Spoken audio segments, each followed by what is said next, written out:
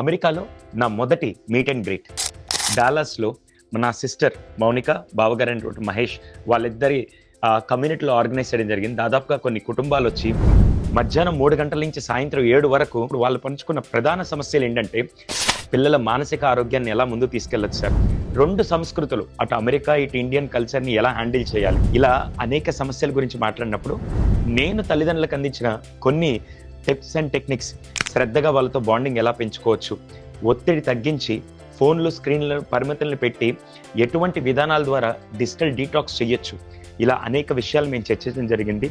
Next coming సెషన్స్లో కూడా ఆ meet and greet దాదాపుగా 28, 30 ఆస్టిన్లో ఉంది, హ్యూస్టన్లో 29th రోజు ఉంది. Let's meet.